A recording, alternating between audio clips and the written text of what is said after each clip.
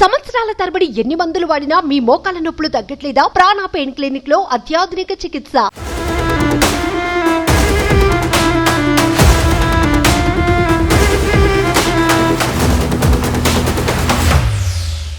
Welcome to Suman TV.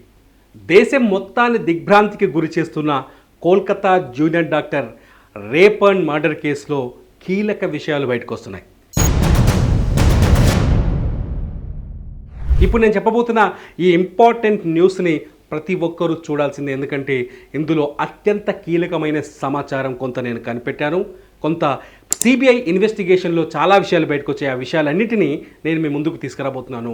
ఈ వీడియోలో నేను మీకు చాలా కీలకమైన విషయాలు చెప్పబోతున్నాను. ఇందులో ముఖ్యంగా ఎవరైతే జూనియర్ డాక్టర్ని ఆ రోజు ఆగస్టు 8వ తేదీ అర్ధరాత్రి, ఆగస్టు 9వ తేదీ తెల్లవారుజామున జూనియర్ డాక్టర్ పైన ఏదైతే కాన్ఫరెన్స్ హాల్లో జూనియర్ డాక్టర్ పైన అఘాయిత్యం చేసి, అత్యాచారం చేసి, అత్యంత పాశవికంగా గాయపరిచి ఆమె పైన లైంగిక దాడి చేసిన ఆ సంజయ్ రాయ్ అనేవాడు ఎవరు, అతని క్యారెక్టర్ ఏంటి అనేది సిబిఐ కొంతవరకు పరిశోధన చేసింది. అనేక అనుమానాలు, అనేక డౌట్లు, అనేక స్పెక్యులేషన్స్ సంజయ్ రాయ్ పైన వచ్చాయి. సంజయ్ రాయ్ అనేవాడు ఒక నేరస్తుడు. అతడు ప్రతిసారి కలకత్తాలోని రెడ్ లైట్ ఏరియాకి వెళ్తాడు. అక్కడ మహిళల పట్ల అతను వ్యభిచారుల దగ్గరికి వెళ్ళొస్తుంటాడు. అలాగే మొబైల్ ఫోన్లో ఈ పోర్న్ వీడియోలు, అశ్లీల వీడియోలకి అలవాటు పడ్డాడు. అశ్లీల వీడియోలు చూస్తాడు. అతని తల్లిదండ్రులు కూడా దూరంగా ఉంటున్నారు. ఆ 4 పెళ్ళిళ్ళు చేసుకున్నాడని చెప్పేసి కొంత ప్రచారం జరిగింది. అయితే ఇందులో వాస్తవాలు ఏంటి అనేది సిబిఐ కొంత వెలికితీసే ప్రయత్నం చేసింది. హత్య జరిగిన 5 రోజుల తర్వాత సిబిఐ ఈ కేసులో ఇన్వాల్వ్ అయింది. సంజయ్ రాయ్ చరిత్రని కొంత తవ్వడానికి ప్రయత్నించింది. తవ్వితే కొన్ని భయానకమైన నిజాలు వెలుగులోకి వచ్చాయి. ఇందులో కొంత సోషల్ మీడియాలో ఏదైతే ప్రచారం జరిగిందో అది వాస్తవమే, కానీ సంజయ్ రాయ్ అనేవాడే కీలక వ్యక్తి కాదు. అంటే ఈ కేసులో అతని గురించి కొన్ని విషయాలు తెలుసుకున్న తర్వాత ఈ అత్యాచారం హత్య వెనుక సంజయ్ రాయ్ ఒక్కడే లేరు, మరెవరో ఉన్నారు అనే అనుమానాలు, సందేహాలు కలుగుతున్నాయి. ఎందుకంటే సంజయ్ రాయ్ అనేవాడు ఒక సోషల్ వాలంటీర్ పోలీస్. అతను సెక్యూరిటీ గార్డు మాదిరిగా పనిచేస్తాడు. కాకపోతే అతను కలకత్తా పోలీసులకు సంబంధించిన టీషర్ట్ వేసుకునేవాడు. అతను తిరిగే బైక్ పైన కలకత్తా పోలీసుల స్టిక్కర్ వేసుకొని తిరిగేవాడు. దీంతో ఆల్మోస్ట్ ఆల్ అతను పోలీసుగానే ప్రవర్తించేవాడు. చాలా స్పష్టంగా ఈ విషయాన్ని అర్థం చేసుకోవాలి.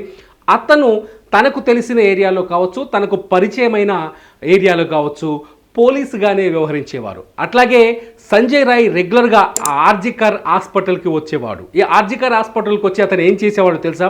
అతనికి అతిపెద్ద ఆదాయ వనరుగా మారింది ఆర్జికర్ హాస్పిటల్ దగ్గర ఉంటూ తను డబ్బులు సంపాదించుకునేవాడు. ఎవరైతే ఖచ్చితంగా ఇది హెల్త్ యూనివర్సిటీ, ఇక్కడికి చాలామంది పేదలు కావచ్చు, లేకపోతే డబ్బులు లేని వాళ్ళు కావచ్చు, ఆర్జికర్ హాస్పిటల్కి వచ్చి వైద్యం చేయించుకుంటారు.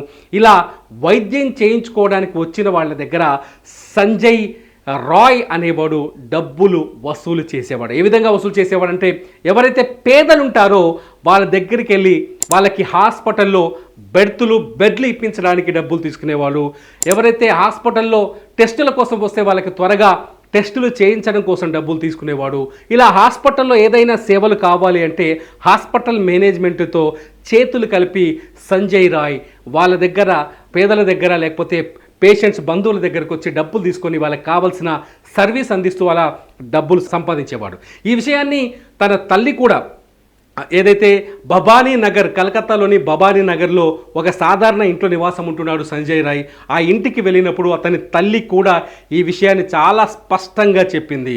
నా కొడుకు నేరం చేసేంతటి దుర్మార్గుడైతే కాదు, కానీ నా కుటుంబాన్ని మోస్తుంది మాత్రం నా కొడుకే అని చెప్తూ వచ్చింది అతని తల్లి. ఎందుకంటే ఇలా హాస్పిటల్ దగ్గర పోలీస్ యూనిఫామ్తో, తన బండిపైన పోలీస్ స్టిక్కర్తో బెదిరించి సంపాదించిన డబ్బులు తీసుకెళ్ళి తన తల్లికి భోజనం పెట్టేవాడు, తన కుటుంబాన్ని, ఇంటిని నడిపిస్తూ వస్తున్నాడు అనేది కొద్దిసేపటి క్రితమే సిబిఐ బయటపెట్టిన ఇన్వెస్టిగేషన్లో బయటకు వచ్చిన నిజాలుగా మనం తెలుసుకోవచ్చు. కొద్దిసేపటి క్రితమే ఈ విషయాన్ని సిబిఐ చెప్పింది.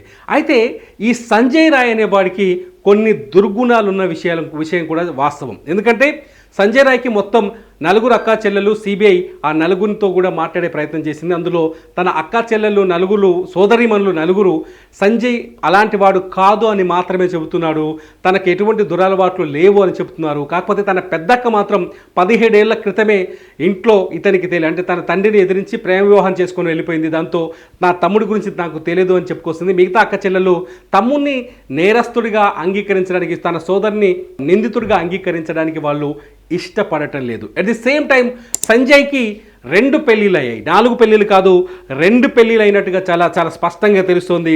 ఆ 2 పెళ్ళిళ్ళలో మొదటి భార్య అతనితో గొడవ పడి వదిలేసి వెళ్ళిపోయింది. 2022కు ముందే అతనికి ఒక పెళ్ళైంది. అతని వయసు ఇప్పుడు 33 సంవత్సరాలు. మొదటి భార్య అతన్ని వదిలేసి వెళ్ళిపోయింది. 2022లో సంజయ్ రాయ్ రెండో పెళ్లి చేసుకున్నాడు. 2023లో శాంతి అనే మహిళని పెళ్లి చేసుకున్నాడు. 22లో 2023లో శాంతి 3 నెలల గర్భవతిగా ఉన్న సందర్భంలో అనారోగ్య పరిస్థితుల్లో ఆమె ప్రాణాలు కోల్పోయింది. అయితే సంజయ్ అత్త దుర్గాదేవి అయితే ఎవరైతే ఉన్నారో సంజయ్ అత్తని కూడా సిబిఐ పలకరించింది. సిబిఐ పలకరించినప్పుడు చాలా స్పష్టంగా ఆమె చెప్పింది, తన కూతురు తన భర్త ఎప్పుడైనా మంచివాడే అని చెప్పుకొచ్చింది, కానీ అతను నేరస్తుడు, నీచుడు, దుర్మార్గుడు అని ఎక్కడా చెప్పలేదని చెప్పేసి సిబిఐకి ఎవరైతే చనిపోయిన శాంతి ఉందో ఈ సంజయ్ అత్త చాలా స్పష్టంగా చెప్పింది. దీంతో అక్కడి వరకు సంజయ్కి దురలవాట్లు లేవు అనే భావన కలిగింది సిబిఐకి. అయితే ఇంకో అడుగు ముందుకేసి సిబిఐ ఎవరైతే ఇప్పుడు సంజయ్ రాయ్ నివాసం ఉంటుండో భవానీపూర్, ఇతని నివాసం, ఇతని ఇంటి పరిసరాల్లో ఉన్న కొందరు మహిళలతో మాట్లాడింది సిబిఐ. అక్కడ మహిళలు చాలా స్పష్టంగా చెప్పారు, సంజయ్ రాయ్ అనేవాడు ఒక నీచుడు, ఒక రోగని చాలా స్పష్టంగా చెప్పారు. అతను నడుచుకుంటూ వస్తుంటే అక్కడ వీధిలోని మహిళలంతా డోర్లు వేసుకునేవాడని, ఆమెని మహిళల పట్ల నీచంగా చూసేవాడని, నీచంగా ప్రవర్తించేవారని అక్కడున్న మహిళలు చెప్పారు. దీంతో సంజయ్ రాయ్కి మహిళల పట్ల అసభ్యంగా ప్రవర్తించే అలవాటు ఉందనే నిర్ధారణకు వచ్చింది సిబిఐ. ఈ అలవాటు ఇప్పటి నుంచి లేదు, హాస్పిటల్లో కూడా సంజయ్ రాయ్ పైన ఇటువంటి కొన్ని ఆరోపణలు ఉన్నట్టుగా ఇప్పుడిప్పుడే తెరపైకి వస్తున్నాయి. ఏదైతే ఈ ఇన్సిడెంట్ జరిగిందో, ఏదైతే బాధితురాలపై అభయపై అఘాయిత్యం జరిగిందో, అఘాయిత్యం జరిగిన 24 గంటల ముందు సంజయ్ రాయ్ ఈ బాధితురాలిని కొంత వెంటాడాడు హాస్పిటల్లో. ఆమె ఎటు తిరుగుతుంటే ఆమె చుట్టూతే తిరుగుతూ కనిపించాడు. ఆమె ఉన్న పరిసరాల్ని ఐడెంటిఫై చేస్తూ ఆమెని గమనిస్తూ ముందుకు వెళ్ళాడు. ఈ విషయాన్ని చాలా స్పష్టంగా సిబిఐ చెప్పింది. అంతేకాదు ఆ రోజు రాత్రి ఆగస్టు 8వ తేదీ రాత్రి 2 గంటల తర్వాత 2 గంటల సమయంలో సంజయ్ రాయ్ ఆసుపత్రిలో బాధితురాల్ని ఎవరైతే అభయ ఉందో, ఇవాళ దారుణమైన లైంగిక దాడికి గురై ప్రాణాలు కోల్పోయిందో, దేశం మొత్తం ఆమె పట్ల కన్నీరు కారుస్తుందో, ఆ అభయ దగ్గరికి వెళ్ళి మాట్లాడాడు. ఆమెతో ఏం మాట్లాడాడు అనే విషయం కూడా బయటకు రావాల్సిన అవసరం ఉంది. ఎందుకైతే ఏదైతే ఈమెతో మాట్లాడడానికి ముందే ఆమెను వెంటాడాడు, ఆమె ఎక్కడుంటే అక్కడ చూస్తూ తిరిగాడు, ఆమెను కదలికల్ని గమనిస్తూ వచ్చాడు, ఒక టార్గెట్ చేస్తూ ఆమె చుట్టూతే తిరిగారు సంజయ్ రాయ్. అంతేకాదు సిబిఐ కొంత విచారణ జరిపింది. సంజయ్ రాయ్ని అదుపులోకి తీసుకున్న తర్వాత, సంజయ్ రాయ్ని విచారించిన తర్వాత ఇంకొన్ని భయంకరమైన విషయాల్ని కూడా వెలుగులోకి తెచ్చింది. సంజయ్ రాయ్ ఎవరైతే అభయ పైన ఘటన జరిగిందో, ఘటనకు ముందు కోల్కతాలోని రెడ్ లైట్ ఏరియాకు వెళ్ళొచ్చాడని చెప్పేసి స్పష్టంగా సిబిఐ రిపోర్ట్ చేస్తుంది. నిన్న సుప్రీంకోర్టుకు వచ్చిన నివేదికలో కూడా ఈ విషయాన్ని తెలియజేసింది. అంతేకాదు సంజయ్ రాయ్కి మొబైల్లో కానీ అశ్లీల వీడియోలు చూసే అలవాటు ఉన్నట్టుగా కూడా సిబిఐ స్పష్టతకు వచ్చింది. సో మహిళల పట్ల అసభ్యంగా ప్రవర్తించడం, నగ్న వీడియోలు చూడడం, మహిళలని లైంగిక అంటే వంకర చూపులతో వేధించడం సంజయ్ రాయ్కి అలవాటు ఉంది. అంతేకాదు అవినీతి, ఆసుపత్రిలో పేషెంట్లు ఎవరైతే వైద్యం కోసం వస్తారో ఆ పేషెంట్ల బంధువుల దగ్గర లంచం రూపంలో డబ్బులు తీసుకోవడం, ఇదంతా చూస్తుంటే సంజయ్ రాయ్కి నేరం ఒక ఈజీ అయ్యింది. నేరస్తుడిగా ఆయన మొదటి నుంచే నేరస్తుడిగా అతను ఉన్నాడు, తప్పులు చేస్తూనే ఉన్నాడు, చిన్న చిన్న నేరాలు చేస్తూ ఇవాళ పెద్ద నేరస్తుడిగా మారిపోయాడు. మొత్తానికి సంజయ్ రాయ్ ఉద్దేశపూర్వకంగానే ఒక పథకం ప్రకారమే అభయపై అఘాయిత్యానికి పాల్పడ్డాడని అర్థమవుతుంది. అయితే బాధితురాలి తల్లిదండ్రులు కావచ్చు, లేకపోతే ఈ హాస్పిటల్లో ఉన్న ఈ బాధితురాలి బంధువులు కావచ్చు, ఆర్జికర్ హాస్పిటల్లో ఉన్న బాధితురాలి సహచరులు కావచ్చు, స్నేహితులు కావచ్చు, ఒక విషయాన్ని చాలా స్పష్టంగా చెప్తున్నారు. సంజయ్ రాయ్ అనేవాడు ఒక ఆయుధం. సంజయ్ రాయ్ వెనుక మరెవరో ఉన్నారు, వాళ్ళే ఈ దారుణాన్ని చేయించారు, వాళ్ళే ఈ సంజయ్ రాయ్ని ప్రయోగించి అభయ పైన అఘాయిత్యాన్ని చేయించారు, హత్య చేయించారని చెప్పేసి ఆరోపణ చేశారు. మొత్తంగా ఒక నేరస్తుని అంటే సంజయ్ రాయ్ని ఒక ఆయుధంగా వాడుకొని అభయ పైన అఘాయిత్యానికి ప్రయోగించారా అనే అనుమానాలు ఇక్కడ కలుగుతున్నాయి. సంజయ్ రాయ్ హిస్టరీ చూసినా, సంజయ్ రాయ్ ఫ్యామిలీ బ్యాక్గ్రౌండ్ చూసినా, సంజయ్ రాయ్కి ఉన్న దురలవాట్లను చూసినా ఖచ్చితంగా ఇక్కడ సంజయ్ రాయ్ని ఒక ఆయుధంగా వాడుకొని అభయపై ప్రయోగించారని మాత్రం అర్థమవుతోంది. ఈ కేసులో సిబిఐ అనేక మందిని ప్రశ్నిస్తోంది.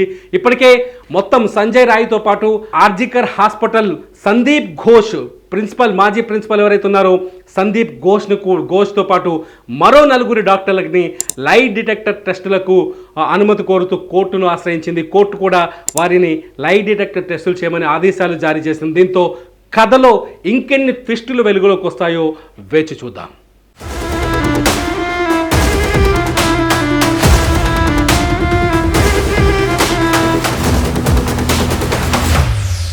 మీ బిజినెస్ ఏదైనా మీ ఊర్లో ప్రమోషన్ చేయాలంటే అది సుమన్ టీవీతోనే సాధ్యం. ఇప్పుడే సంప్రదించండి.